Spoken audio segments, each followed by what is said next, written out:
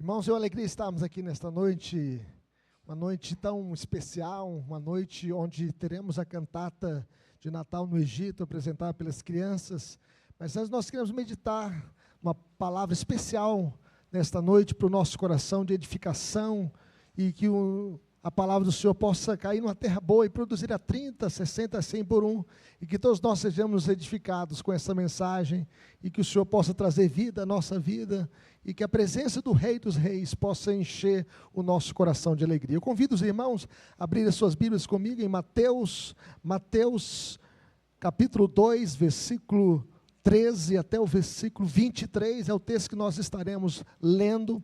Eu convido os irmãos a acompanhar essa leitura comigo em pé. Convido você também que está em casa acompanhando a transmissão, que o Senhor possa falar também ao seu coração, e acompanhe a leitura da palavra do Senhor. Tanto os irmãos que estão aqui na nave do templo, os irmãos que estão na galeria, e você que está em casa, que Deus possa tocar em nossos corações por meio da sua palavra. Diz assim o texto sagrado: tendo eles partido, eis que apareceu um anjo do Senhor a José, em sonho, e disse: dispõe-te, toma o menino e sua mãe, foge para o Egito e permanece lá até que eu te avise, porque Herodes há de procurar o menino para o matar.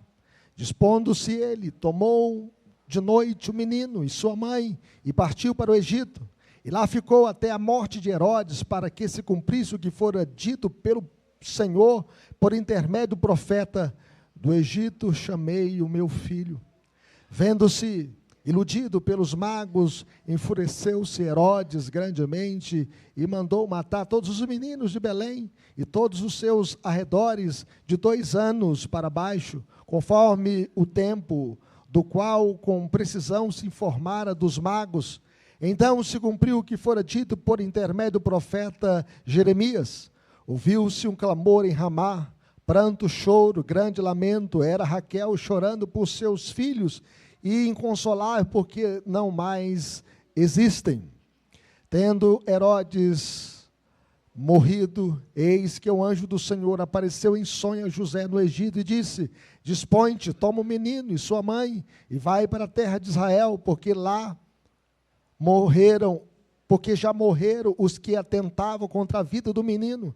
Dispôs-se ele, tomou o menino e a sua mãe e regressou para a terra de Israel, tendo, porém, ouvido que Arquelau reinava na Judeia, em lugar de seu pai Herodes, temeu ir para lá, e por divina advertência, prevenido em sonho, retirou-se para as regiões da Galileia, e foi habitar numa cidade chamada Nazaré, para que se cumprisse o que fora dito por intermédio do profeta: ele será chamado Nazareno. Que Deus nos abençoe. Vamos orar. Pai querido, fale conosco por meio da Tua palavra, Senhor. Que a Tua palavra, que é inspirada pelo Espírito Santo, possa tocar a nossa vida, pela iluminação do Teu Santo Espírito. Que nenhum de nós saia daqui do jeito que entrou, mas que nós saímos daqui cheios da Tua graça, cheios do Teu Santo Espírito, cheios da Tua palavra, em nome de Jesus. Se alguém nesta noite entrou aqui perdido, possa sair daqui transformado por Jesus. Se alguém entrou aqui ferido, possa sair daqui curado. Se alguém entrou aqui desanimado, possa sair daqui animado. Se alguém entrou aqui desorientado, possa sair daqui iluminado pela presença do Senhor e pela revelação da Tua palavra. É o que nós te pedimos, no nome de Jesus, para a glória de Jesus. Amém. Podeis assentar, meus irmãos. Na jornada da vida nós encontramos muitos percalços, altos e baixos, dias claros e noites escuras, tempos de paz, mas também tempos de perigo, tempos de dor, tempos de aflição. Chegamos até aqui porque a boa mão do Senhor tem nos sustentado. E de modo semelhante, José e Maria enfrentaram uma mudança abrupta e perigosa. Na noite, no meio da noite, eles precisavam fugir de Belém para o Egito, percorrendo uma longa distância, 120 quilômetros. Naquele tempo não tinha o automóvel, não tinha avião, não tinha os meios de transporte que nós temos hoje. Provavelmente eles fizeram isso no lombo do animal, quem sabe no jumento, quem sabe numa mula. E eles percorreram porque Herodes intentava matar o menino Jesus. E logo após a visita dos magos, um anjo do Senhor apareceu em sonho a José, ordenando: levanta-te, toma o menino e que vocês possam partir para o Egito. Essa narrativa, meus irmãos, revela que o nascimento de Jesus não foi apenas um evento histórico, mas também o início de uma batalha espiritual. Jesus veio para o que era seu, os seus não receberam. Nós podemos ver que o reino infernal se levantou contra Jesus. Ainda assim, o rei prometido é preservado, é guardado, pois os planos eternos de Deus jamais podem ser frustrados. A mão de Deus guia a história da redenção do seu povo. E o texto lido nos diz que após a visita dos magos, José é advertido em sonho a fugir para o Egito para proteger o menino Jesus da fúria assassina de Herodes. Herodes o Grande nutria um ódio infernal no seu coração contra este menino que ele nem conhecia, mas que ele tinha o temor, o medo de perder o trono. Incapaz de encontrar então o Messias, Herodes ordena a morte de crianças inocentes de Belém. E após a morte então do tirano, José recebe nova orientação divina para retornar, estabelecendo-se em Nazaré, uma região pobre, o interior do interior, um lugar inóspito, um lugar sem expressão, cumprindo assim as escrituras que apontavam para o Messias rejeitado, humilde, preservado soberanamente por Deus.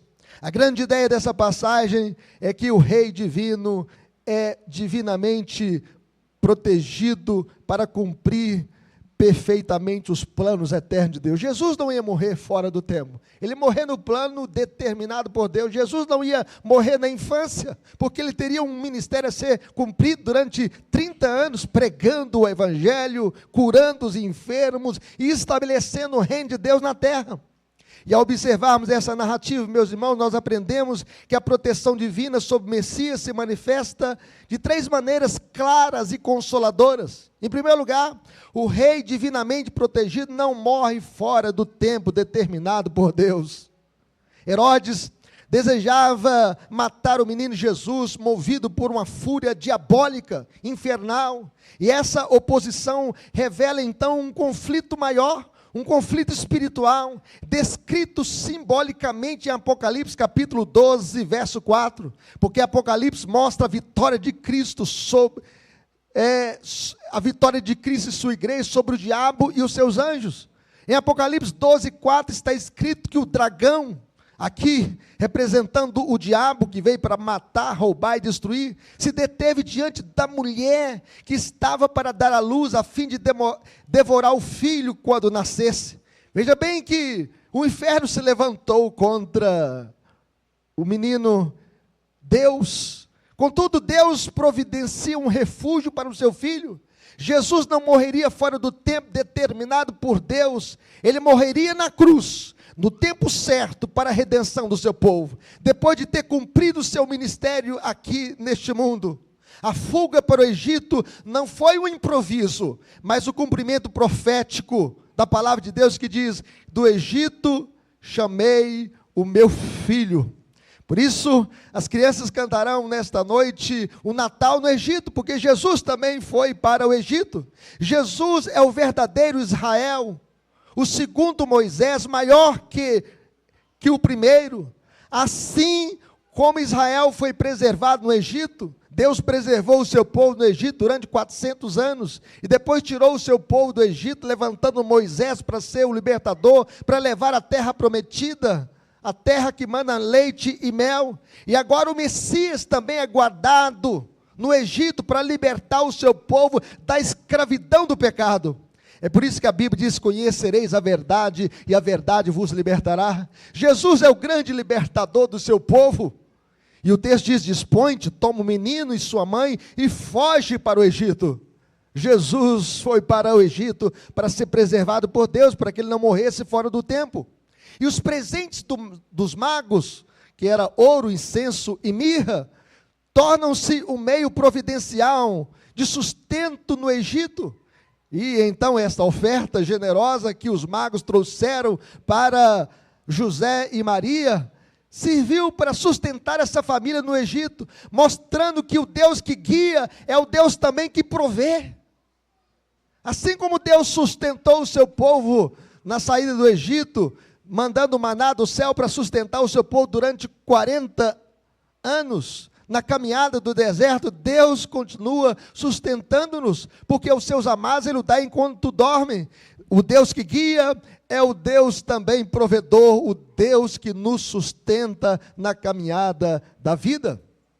Mas em segundo lugar, meus irmãos, nós podemos ver neste texto que o rei divinamente protegido é consolo para os que sofrem injustiça neste mundo caído.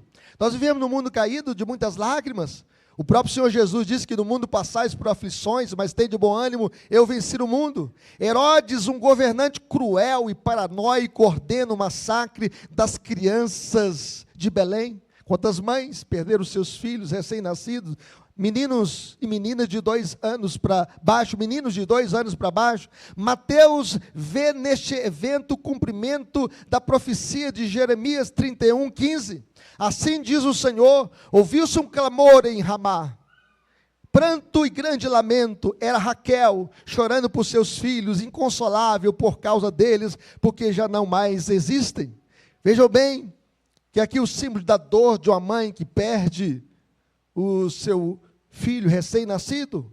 O choro de Raquel simboliza então a dor profunda do povo, de um povo sofredor, mas também aponta para a esperança da restauração. Cristo, Ele conhece o nosso sofrimento desde a infância, sabe que você já passou no seu lar, sabe que você já passou na sua vida, Ele conhece a sua dor, Ele conhece as suas lágrimas, Ele conhece as suas aflições, Ele se identifica com os aflitos e se torna o consolo verdadeiro para os que choram. A crueldade humana, meus irmãos, não pode anular a graça de Deus. Por isso Jesus, no seu ministério, chega a dizer, vinde a mim todos que estáis cansados e sobrecarregados, e eu vos aliviarei. Ele sabe a sua dor, Ele conhece a sua aflição, Ele conhece a sua tristeza, Ele conhece a sua penúria. Jesus é aquele que nos convida para se achegar perto dEle. E além do mais, Jesus promete, meus irmãos, o fim absoluto de toda dor, de todo sofrimento, de toda aflição, na consumação de todas as coisas. Ele promete em Apocalipse capítulo 21, verso 4, que Ele enxugará dos nossos olhos toda lágrima, a morte já não existirá, já não haverá dor, nem pranto, nem luto, porque as primeiras coisas passaram. Nós temos uma esperança além desta vida, porque Jesus partiu deste mundo prometendo uma morada celestial para nós, prometendo a nova Jerusalém que vai descer do céu para a nova terra. As crianças que morreram por causa de Cristo tiveram o seu sangue derramado injustamente. Mães choraram, famílias padeceram, mas o próprio Cristo mais tarde derramaria o seu sangue para lhes dar a vida eterna. Jesus sofreu injustamente, veio a este mundo padecer a pior morte, a morte de cruz. Ele foi obediente até a morte de cruz, e morrer por causa dos nossos pecados. Ele derramou o seu sangue, Ele sabe o que é padecer, e Ele padeceu para redimir, para resgatar, para perdoar, para cancelar toda a nossa dívida diante de Deus. Mas finalmente, meus irmãos, em terceiro lugar, o rei divinamente protegido é soberano sobre todos os reis tiranos deste mundo caído. Herodes morre.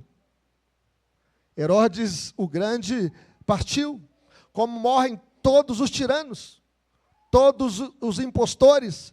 José recebe nova orientação divina e retorna, estabelecendo-se em Nazaré.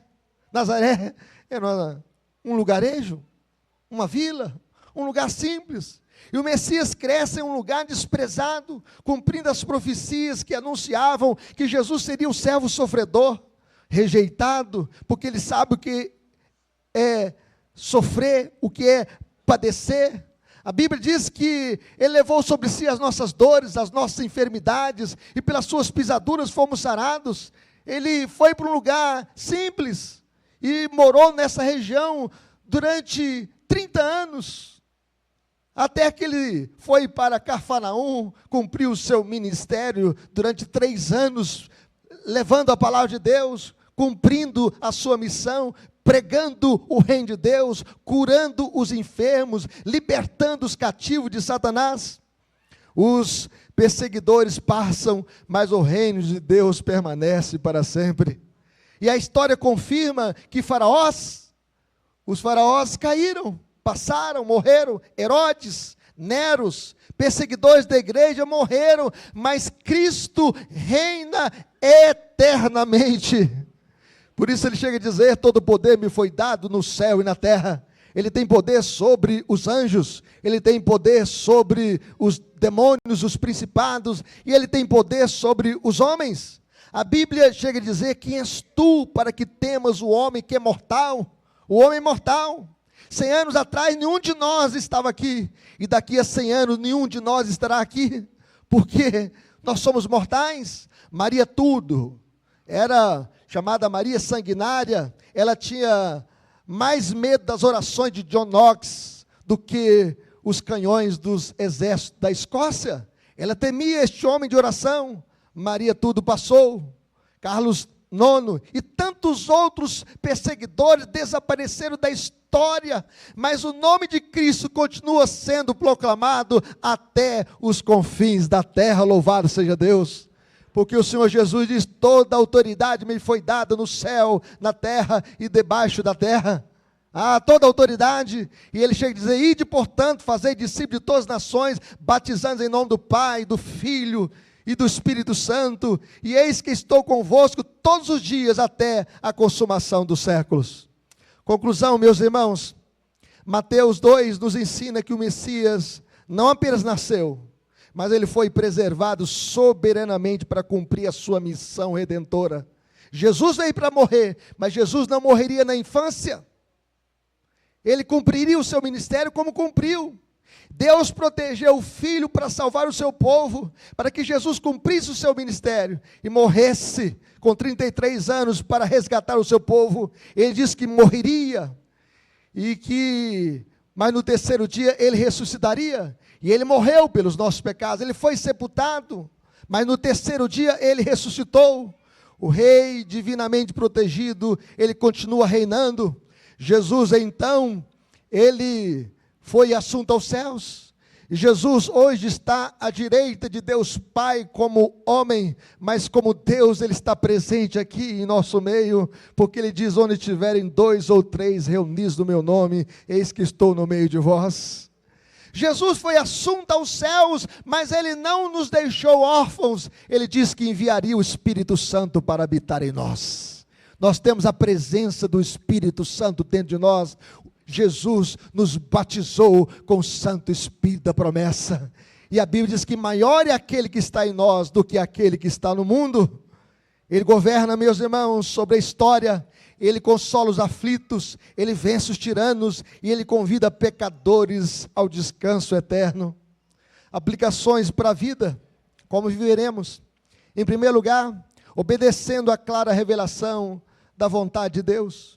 José ouviu e obedeceu. Ele ouviu a voz de Deus dizendo: foge para o Egito. E ele foi para o Egito para preservar a vida do menino. E depois que ele estava no Egito, ele ouviu a voz de Deus novamente. Herodes morreu, pode voltar de novo. Ele voltou e divinamente instruído, ele foi para Nazaré. Hoje, meus irmãos, Deus nos guia por sua palavra escrita, iluminada pelo Espírito Santo. E quem é de Deus, ouve a palavra de Deus.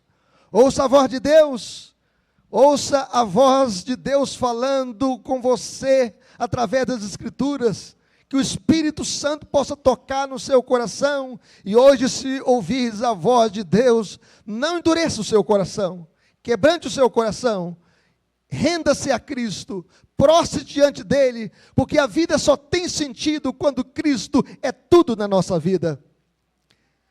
Em segundo lugar, como viveremos? Confiando na proteção soberana de Deus. Nenhum plano humano pode frustrar os propósitos eternos de Deus. Nenhum de nós também morrerá fora do tempo. Os nossos dias estão contados no livro de Deus, escritos desde o nosso nascimento, cada um deles escrito e determinado quando nenhum deles havia ainda. E o Salmo 2 nos lembra que Deus zombra das conspirações contra o seu ungido. Impérios e indivíduos morrem, Cristo vive para sempre. Herodes partiu e foi para o inferno.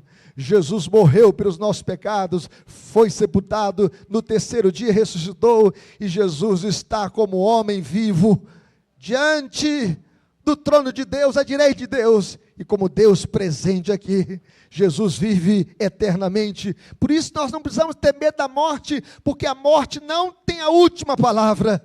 E Jesus diz que quem crê nele tem a vida eterna. Não precisa temer a morte, não precisa temer os tiranos da nossa época, os governantes totalitários, porque todos eles cairão, mas o reino de Deus permanece para sempre. Mas finalmente, meus irmãos, conviveremos confiando no Rei Divino, Jesus Cristo. Herodes é o falso rei, mas Jesus é o Rei verdadeiro. Herodes mata, mas Jesus dá vida, e Ele veio para nos dar vida e vida eterna. Herodes oprime, mas Jesus consola, Ele consola. Quem sabe você, neste ano, enfrentou muitas lutas, derramou muitas lágrimas. Quem sabe o seu coração está ferido. Quem sabe quantas lutas você está atravessando na sua família. Ele conhece a sua dor, e Ele quem pode consolar o seu coração. Somente em Cristo nós encontramos descanso para a alma cansada, aflita, machucada, ferida. Somente em Cristo. O Senhor Jesus é consolo para a alma atribulada, para as mães que choram a perda dos seus filhos, para o coração cansado, oprimido, sobrecarregado. O Senhor Jesus é consolo para o nosso coração. E esse Rei nos convida a cear, nos convida a um banquete nesta noite, a cear com Ele. E Ele chega a dizer à igreja de Laodiceia: eis que estou à porta e bato. Se alguém ouvir a minha voz e abrir a porta, entrarei em sua casa, cearei com ele e ele comigo. O Senhor Jesus é quem bate na porta do seu coração. E Ele quem pode transformar o seu coração. Ele quem pode transformar a sua casa, sua família. E Ele nos convida a cear, a participar de um banquete espiritual e a termos comunhão com Ele. Que Deus abençoe a sua vida. Se você entrou aqui nesta noite perdido, corra para o Salvador. Jesus veio buscar e salvar o perdido.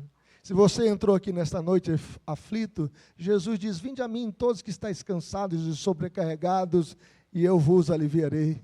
Se você entrou aqui nesta noite desorientado, sabe que Jesus é a estrela da manhã para te guiar na caminhada da vida. Que Deus nos abençoe. Vamos orar?